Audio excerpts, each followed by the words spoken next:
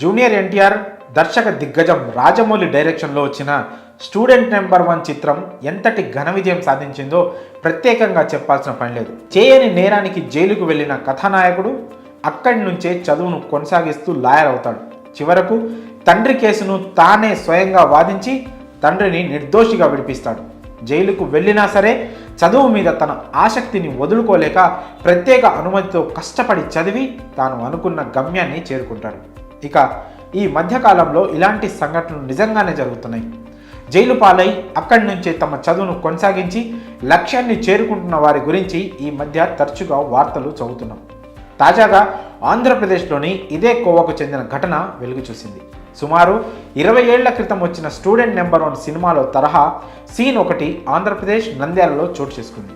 యావజ్జీవ కారాగార శిక్ష పైన ఓ యువకుడు జైలు నుంచి చదువును కొనసాగించి గోల్డ్ మెడల్ సాధించి రియల్ హీరోగా పేరు తెచ్చుకున్నాడు.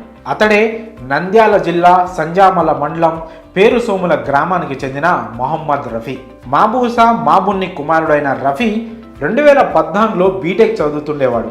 ఆ సమయంలో ప్రేమ వ్యవహారంలో భాగంగా అదే గ్రామానికి చెందిన ఓ యువతి హత్యకు కారకుడని భావించి రఫీ మీద పోలీస్ స్టేషన్లో కేసు నమోదైంది. కోర్టులో విచారణ అనంతరం 2019 జూలై నెలలో రఫీకి జీవిత ఖైదు విధించారు. అప్పటి నుంచి కడప కేంద్ర కారాగారంలో జైలు శిక్ష అనుభవిస్తున్నాడు రఫీ.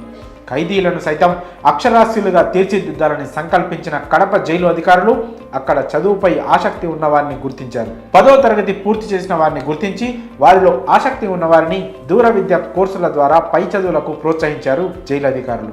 ఇక జైలు శిక్ష పడే నాటికే డిగ్రీ పూర్తి చేసిన మొహమ్మద్ రఫీకి చదువుపై ఉన్న మక్కువను గుర్తించిన అప్పటి జైలు సూపరింటెండెంట్ ప్రకాష్ ఇతర జైలు అధికారులు పై చదువులు చదవడానికి అతనికి ప్రోత్సాహం అందించారు. ఈ క్రమంలోనే 2020లో డాక్టర్ బిఆర్ అంబేద్కర్ ఓపెన్ యూనివర్సిటీలో పీజీ చేసేందుకు అవకాశం కల్పించారు అధికారులు. బిఆర్ అంబేద్కర్ ఓపెన్ యూనివర్సిటీలో ఎంఏ సోషియాలజీలో అడ్మిషన్ పొందాడు మొహమ్మద్ రఫీ. అతడి కోర్సుకు అవసరమైన వివిధ రకాల పుస్తకాలు, స్టడీ మెటీరియల్ను సమకూర్చుకొని జైలులోనే 4 గోడల మధ్య కష్టపడి చదువుతున్నాడు. కోర్టు ఆదేశాల మేరకు జైలు అధికారులు 2022లో రఫీ పరీక్షలు రాయడానికి అనుమతి ఇచ్చింది. అన్ని అవకాశాలను సద్వినియోగం చేసుకొని యూనివర్సిటీ పరిధిలోని ఆంధ్రప్రదేశ్, తెలంగాణ రాష్ట్రాలకు సంబంధించి ఎంఏ సోషియాలజీలో మొదటి ర్యాంకుతో గోల్డ్ మెడల్ సాధించాడు రఫీ. జైలులో ఉంటున్న రఫీకి పీజీ పట్టా, గోల్డ్ మెడల్ ప్రదానం చేయాలని భావించిన యూనివర్సిటీ అధికారులు దీని గురించి జైలు అధికారులకు సమాచారం అందించారు. దాంతో కోర్టు అనుమతితో 4 రోజులు రఫీకి బెయిల్ మంజూరు చేశారు. ఈ క్రమంలో గురువారం హైదరాబాద్లోని అంబేద్కర్ యూనివర్సిటీలో వైస్ ఛాన్సలర్ జగదీష్ ఆధ్వర్యంలో రఫీకి గోల్డ్ మెడల్ బహుకరించి అభినందనలు తెలియజేశారు. ఈ సందర్భంగా రఫీ మాట్లాడుతూ తాను జైలు పాలైనప్పటికీ చదువుపై ఉన్న మమకారంతో పట్టుదలతో పీజీ సాధించానని తెలిపాడు.